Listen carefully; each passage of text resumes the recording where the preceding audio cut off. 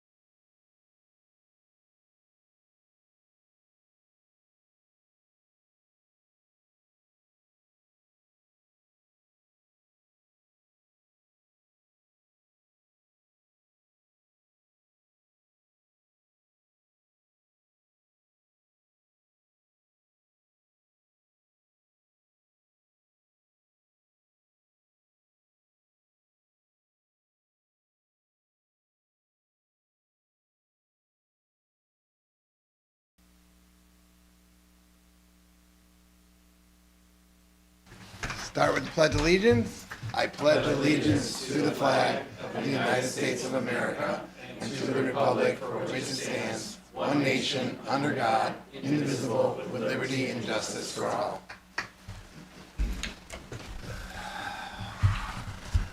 All right, we're going to the approval of the minutes. Any questions about the minutes? With no questions, I need a motion. I'll do it. Move the Board of Education approve the minutes for the December 17th, should be 2025 meeting, regular meeting as presented, right? Yes, Okay. yes. Do we Second. have to say it as amended, or? Probably wouldn't hurt. So Okay. That's the motion, yeah. Okay, as amended. We got second, roll call, aye. Aye. Aye.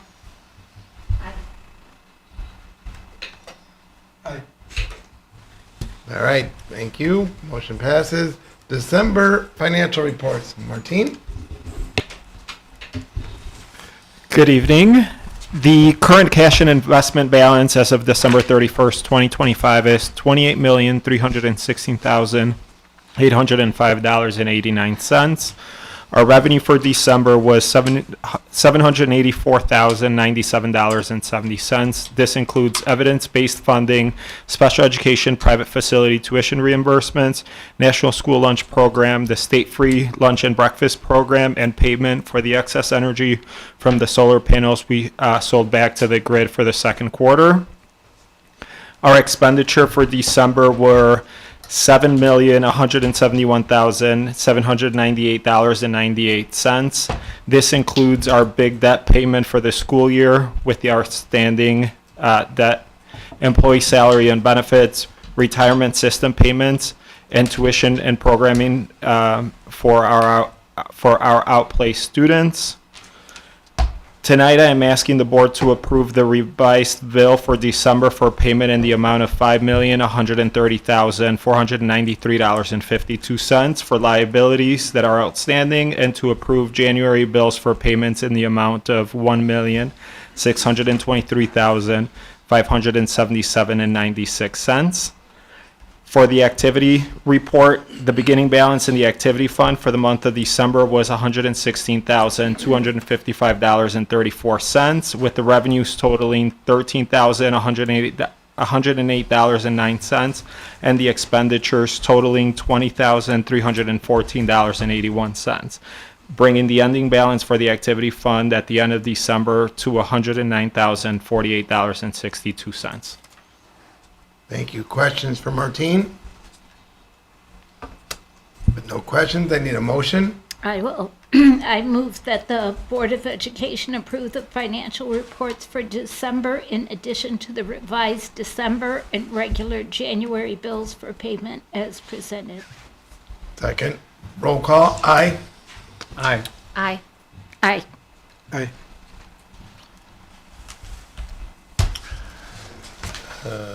Public participation.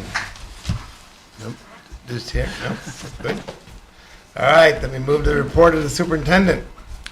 Alrighty, we're going to go ahead and get started with district highlights, and I'm going to turn it over to the principals for that. Okay, so go first. Yep. It's Spalding, and starting off with something exciting for everyone. Check out your calendars. February 10th at 5:30 is dance night at Viking in the gym. Kids are preparing. They are learning the dances with the music teacher and the gym teacher all combined together. So much fun to pop in there, hear the music, see the kids moving. They're not only enjoying dance, they're learning about patterns and learning how to work together through this process. So hope to see you there. Come dance with us. Would you please resend that to the board? Yes, of course. Thanks. Yeah.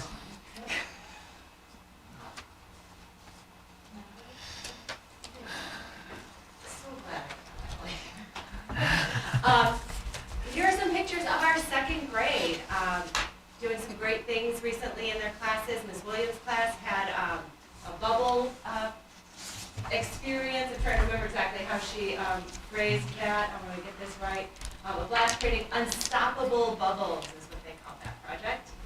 Ms. Carrier's class had a water station as a reward that they had earned. So made their water colorful and beautiful, kept it healthy. It's water, hydration, had a good time with that. And Ms. Houlihan's class wanted to feature the work they've been doing on phonics. And finally, I wanted to share with you on Friday, February 16th, our preschool teachers and speech and language pathologists hosted a family education day. And then after the parents came here to the DL and learned from our speech and language pathologists, they went back to the classrooms and spent time building language and having fun with their kids in the classrooms. All right. Yes, the dreaded e-learning, but we had the opportunity to visit all of the rooms, and one of the most impressive things was, this is math, all of the math classes, how much they just jumped in and went right to it. So whether it was iExcel, still using iReady, playing trivia, the kids were engaged. You can see their little hands raised. And even on the top left, Miss Bucantis and Miss Steele were still co-teaching as if they were in their room, like as normal as can be. So it was nice to see on a day that, you know, might have potential for not being considered an actual day of learning. They were on it. And we are back from winter break, and Miss Campanella is also back from maternity leave. So it's been nice to see, not only as the school have revisited PBIS and rebooting, Respect especially, but her classroom as well. And the kids using their space, especially their desks, to write their ideas down before they collaborate and discuss what they feel like it looks like and doesn't look like. And then last but not least, our clubs are actively up and running. We have well over half of our students in clubs, and on the top right, You have bracelet club. I don't know if they can fit any more bracelets on some of those wrists, but they enjoy doing it. And on the bottom left, good, better, best. Obviously, we had to have our Jersey Day, and they have picked their team, which we will be back for more.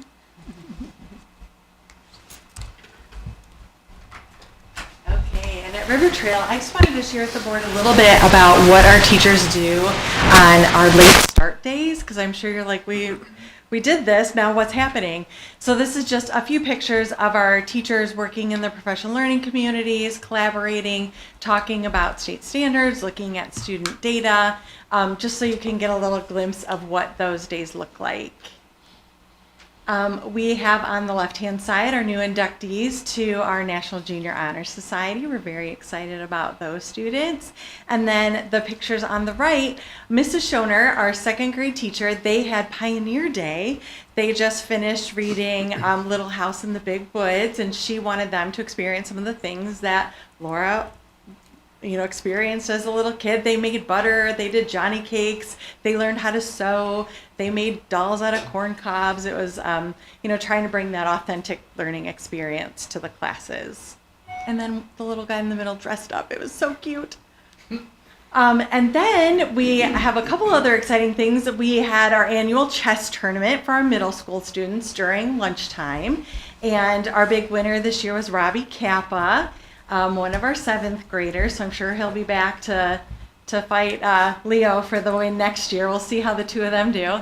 But it's really nice. Miss Zimmerfeld takes time out of her lunch, and she goes in and runs this tournament for the middle schoolers during their lunchtime because they don't get recess anymore. So we try to come up with other things for them to do during their lunchtime. And then on the right-hand side are some of our 3rd graders who have earned their cursive licenses.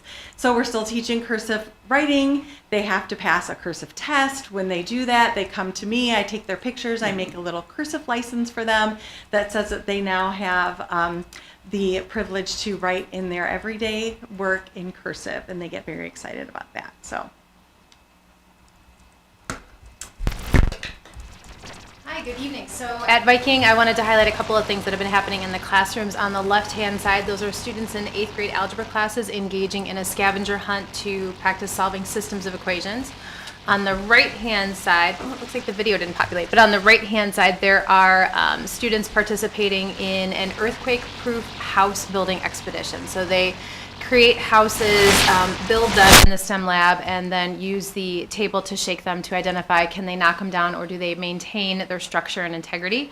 Down at the bottom in mid-January, we had all 6 school resource officers throughout Lake County or throughout the local schools coming into Viking to greet the kids, hang out with the kids for part of the morning, but also take some pictures. So I wanted to highlight not only Demarie, but also Brandon Gullifer, who is joining us regularly. They took a lot of time to hang out in the cafeteria, to hang out with students, to answer questions, and just be visible and present in a very positive way. Oh, this is the video. So this one right here is students in 6th grade social studies classes that are, I don't know if I can get it to play. Thank you. They, as part of their unit of the studies of Roman culture, they created chariots in the STEM lab and then had the opportunity to race them around a track in the library area. So it was interesting watching the kids cheer each other on, follow the path in order to complete the lap, the full lap around, and then utilize technology.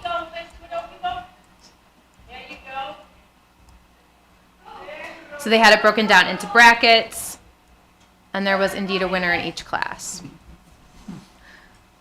The next slide highlights the wrestling, sorry, Eric. Highlights the wrestling tournament that was recently held with 8 other area schools at Viking, and just highlighting some of the athletes that were there. It is very exciting, and they're very proud of their accomplishments. We took 5th overall as a school district. And then last, the student staff basketball game that's hosted at Viking between River Trail Viking and the staff between both schools was a new adventure for me and definitely a highlight for students and staff.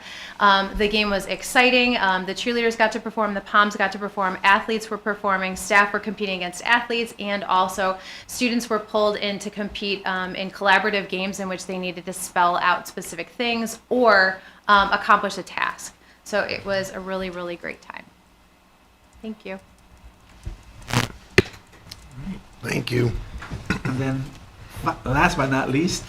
Yes, we had our I Love You Guys presentation for families, and we heard feedback loud and clear that we wanted different options. So we did offer the option of in-person as well as online.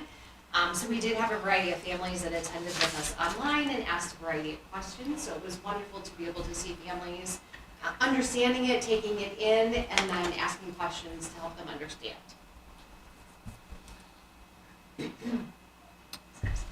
All right. Any questions, comments? No? All right. We're going to move on to department updates. I'm going to start with Mr. Da Costa. Thank you, Dr. Correa. During tonight's board meeting, we will ask the board to start the budgeting process, which is crazy that we're already thinking about next year. We already have preliminary numbers for our insurance renewal, where our HMO rates look like they'll be increasing by nearly 10%, which is we're not very happy about, but our PPO rates are projected to increase only about slightly over 1%. So we really hope that those two kind of wash each other out. This month, the raises for the support staff took effect based on the negotiated wages. We are finalizing the rollout of the open enrollment for the support staff with the new negotiated rates, and we expect them to be live by next week. And in curriculum and instruction, a couple of things coming up that are pretty big deals. One, we're having or hosting what we call a portrait pathways fair at Spalding School that will be on February 2nd. And the idea behind this is that we purposefully create this environment where we have a lot of stations where teachers can go and visit, how they can incorporate some of the durable skills found in the portrait competencies in everyday instruction. So we have instructional coaches helping out with this, we have teachers helping out with this. It's really kind of it's a big deal, but also one that the teachers respond very positively to because they get to kind of choose the path that they go down. And all that we do is helping teachers to develop these competencies. We also have our Black History Month celebration coming up at Spalding School. That's on February 26th at 5:30 p.m. And we have some very exciting things going on there, including lots of performances, singing, storytelling. It's going to be a great night. We are very close to making a decision on our middle school ELA English Language Arts resource for the 26-27 school year. I'm actually meeting with the team tomorrow and anticipate hearing what they're going to say in terms of the resource that they've been piloting for the last few months. And then lastly, we've made a decision to pilot Amplify science resource in the fall of 2026 with possible, if they like that, an adoption in the fall of 2027. So the resource, that's the resource that we'll be looking at in the science department. All right, from Student Services, our special education audit is partially completed, so we are waiting for feedback from the Illinois State Board of Education. Miriam and I had the opportunity to attend the Illinois School Psychologist Job Fair in Peoria. So we were in person for that to look for some perspective, in-person school psychologists. And then earlier this week, Dr. Correa, Sean, and I were able to attend a reunification training that was held by the Lake County Regional Office of Education. And we learned more about a new initiative that would allow Lake County school districts to come together and partner in times of emergency and crisis. Multilingual and assessments, our students are just finished the winter iReady diagnostic. They're finishing their social emotional learning survey, students in grades 3rd through 8th. Our multilingual students have started with their annual access test. And believe it or not, we're already working with high school on placement for multilingual students. maintenance department. We received our first state inspection for our solar field. The only thing that we were in violation of was missing a voltage sticker out in the field. That has been replaced, but everything else as far as operations and equipment is safe and up and running to their standards. Boiler tune-ups have been completed across the district. We are currently working with our gas company for our rebates. We should be receiving those within the next month. All of our generators were serviced during our winter break. Those are all working well and in good health for our hardest winter months. And we're starting to experience in the local area of some shortage of salt. Our district is in good shape with that. We anticipate our salt bin lasting through the end of this winter, hopefully into next winter as well. And then lastly, over the weekend, we had a sprinkler pipe burst over at River Trail. We were able to get it cleaned up before the start of school on Monday, but we are going to start looking into some long-term solutions for updating our HVAC over there, which is a little over 30 years old. So it's time for us to start diving into that. In technology, we had a successful e-learning day support day.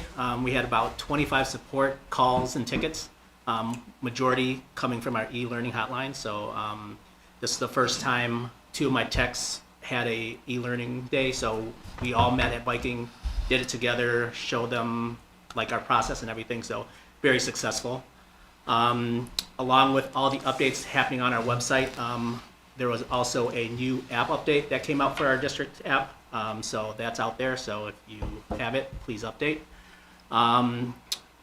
Continued talks about network upgrade this summer, so I'm planning on using majority of our E-rate funds to pay for that upgrade. We are also adding the transportation building to our network through the ICN, which means we will not have to pay for internet for that building as well. So that just got approved, and the work will be done over the summer.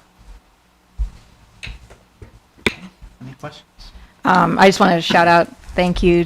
It was my understanding that on Monday, according to a child on Monday, there were other teachers who chipped in to open up their rooms because the art room was not available, and also that there was some artwork that was ruined. So if you could pass along just gratitude to all the educators who opened up their rooms Monday, that would be fantastic. Dr. Glickly, thanks. Is that correct? Okay. Sean, a quick question. On the weekend, do you keep the heat stay on in all the buildings over the weekend during the winter? So when we get into below 0 temperatures, we activate our freeze protection plan for our district. That does require us to start our HVAC on and leave it running 24 hours a day. We don't do any night setbacks at that point. We also move some ceiling tile in some areas that we know are sensitive, so that we allow the heat to go up in those areas to keep those areas warm. And then we make sure that everything's running. So throughout the weekends, when we're in those situations, we monitor it from home. Thank you. Sir. Yes, sir. Any other questions? Anything else? No? Okay. I'm going to hand it over to Mr. Da Costa for second quarter update. So as of December 31st, 50% of the fiscal year has been completed. As we have already been discussing, revenue levels continue to be affected by the political landscape, which we were mindful as we were preparing for the current fiscal year. 43.85% of the budgeted amounts have been received through the first 2 quarters. We did see an increase in evidence-based funding of approximately $90,000 for the 25-26 school year. And this is helping to offset some of the cuts at the national level. We have received the total amount of our 24 tax levy, and will soon start receiving the 25 tax levy. Corporate personal property replacement tax in the state of Illinois continues to decrease, totaling about a 33% decrease over last year. Expenditures are at 52.44%. This is lower than what we were expecting at this time of the year, which is a little bit odd because the expenditures are higher than our revenues. But keep in mind that the majority of the debt service and tort fund expenditures happen in the first half of the school year. Tort, which pays for insurance and liabilities, is always higher because of expenditures that occur in the first half of the fiscal year. So far this year, we have spent 105% of the expected payment. This year, though, is a little bit different because of the support our legal team gave us through the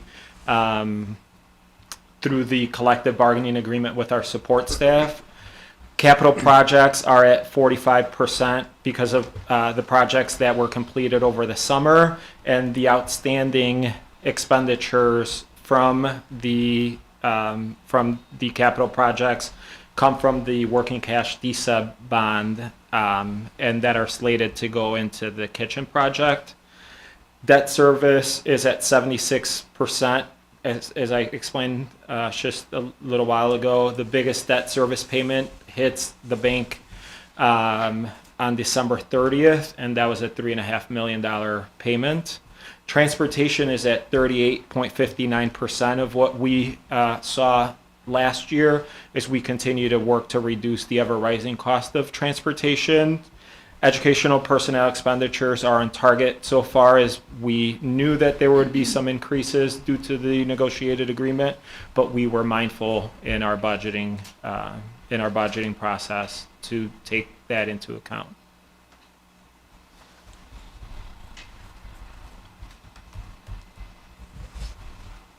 Anybody have any questions? Any questions?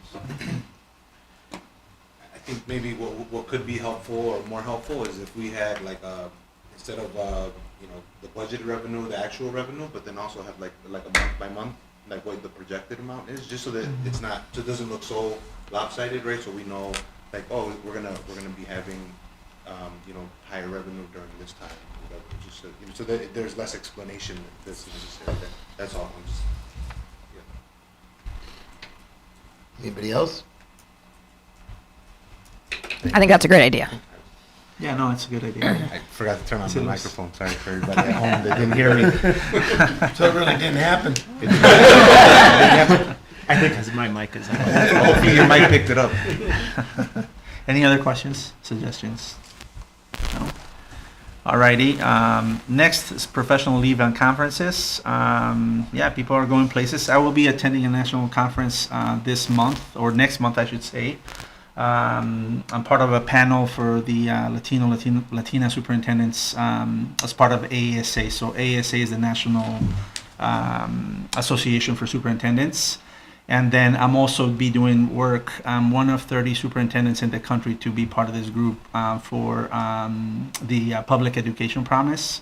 And a lot of that is grounded in a portrait of a graduate, so of the work that we're doing with that. So I'll bring back some new information, because a lot of the work that the organization is doing really aligns with not only our portrait, but in the future looking at how our strategic plan will look like. So I'm very interested in that. But yeah, other people are going different places, admin academies. Mrs. Rochiger is going to an early childhood conference, right? So she has the littles over there, so this should be exciting. But any questions about that? Anything? All right. We had 6 FOIA requests this month, over the last month, I should say. The first one requested copies of all active full-time aid contracts and collective bargaining agreements. So it was a brand new agreement with that unit. So we provided that information. The second one, it was copies of all vendor contracts over $1,000 for the current fiscal years. So we were able to provide that information as well. The third one was copies of any purchase orders or invoices for paint purchases. That was an interesting one. Paint purchases made by the district that exceeded $1,000 within the within the last 5 years. So Sean was buying a lot of paint, on that one. So we provided that information. The fourth one was a copy of documents that show account numbers used by the district that identifies each school associated with the account number. So I believe some people are just interested in how schools are spending their money, and that's the reason for that one. And then the fifth one, copies of any existing records that describe the purchasing or contracting authority within the district. And what they meant was like, what is the approval process for thresholds when it comes to approval for expenses for administrators in the school, central office, staff, and superintendent and board of education. So we don't have such thing. We didn't provide anything because we use our best judgment, and all the expenses are really reviewed every month by the board. So anything that sticks out is caught by our business office in that sense. Then the last one was a list of all certified staff planning to retire in 2026. So we provided that information. Any questions about the FOIA requests? No? Okay. Alrighty, moving on to old business. We have the 2025, 2020, I should say 2026, 2027 school year. First draft was presented to the board last month. So then at this time, are there any questions? I just want to compliment that the last day of school is within a day or so of the high school's last final, and the first day is within a couple days of the high school. That does allow our graduating 8th graders to start summer school on June 1st. So there are some years, way in the past before you were here, when it was like such a discrepancy at the start and the end. So I hope that we can continue, you know, not only for families that have a high schooler and a younger to have safe care for, you know, people who have to work, but also for our graduating 8th graders to be able to have the option of the first session of summer school, whether it's for remediation or whether it's health. So great job coordinating with the high school on that. Thank you. Anything else? No, I also wanted to applaud the working together with other schools, the other school districts, and the high school. It's a big deal to to be able to work collaboratively to, especially when you have kids, older kids, younger kids, going back and forth. So, yeah, good job. Thanks. It was more of an adjustment on our part, wasn't it? 'Cause the high school doesn't look like it's changed much. No, really, it hasn't changed much. The way that the calendar works this year, it's closely aligned just because of the way it works. I think we also have election day in there this coming school year, which kind of changes, when we end the school year or not. So we do a lot of things, similar, but at the same time, they have a vested interest in ending the semester for finals before winter break. And we don't have finals, so it doesn't really matter for us. So, it worked out this way, but we try to, as much as we can, as best we can, to work things out. There are so many things that go into building the calendar in the first place that it worked out, this year. So, No other questions? I need a motion. I move that the Board of Education approve the 2026-2027 school calendar as presented by the administration. Second. Roll call. Aye. Aye. Aye. Aye. Aye. Aye. And I hope that there will continue to be collaboration in future calendars, as I think is what the other part of the sentence. For sure. Alrighty, up next, new business is the first reading of board policy monitoring. So you only have a couple of policies this month. There's no action needed today. And the two policies are library media program, which is very fitting that Debbie's here. And then access to electronic networks. Those are the only two, but no action necessary. There are no changes recommended to the policies due to the no change in legislation at all. So, but no action today. All right. So. And then up next, the consent agenda. So we do have the authorization to prepare the 2026-2027 budget. It is just a preparation for making sure that we tentatively have a budget for next year and start playing with some numbers. So once that is ready in the summer, right, we will bring the first draft to the board. But this is just a part of the process that we have to follow as far as the preparation for it. So that's part of the consent agenda. Then there are fundraisers. So Yeah, Viking, Spalding River Trail, and River Trail actually has two, but you just saw the request for dance night T-shirts, so they're raising money for that, and then we have some food fundraisers, and then NJHS, which was also highlighted today, is looking to raise some funds for their activities. So, any questions about the club activities fundraisers? No. All right. I need a motion for the approval of the consent agenda. I'll do it. I move the Board of Education approve the consent agenda items as presented by the superintendent. Second. Roll call, aye. Aye. Aye. Aye. Aye. Aye. Aye. Back to public comment. Still nothing? Not today. Not today. All right. We're forewarned. All right, with that, Becky? I move the Board of Education adjourn in open session and reconvene in closed session to discuss pursuant to 5 ILCS 122C1 personnel, 9 student discipline, 10 student information, 11 potential litigation, and 21 discussion of minutes. Second. Roll call, aye. Aye. Aye. Aye. Aye. Aye. Aye. Thank you, everybody. Have a good one. That was quick.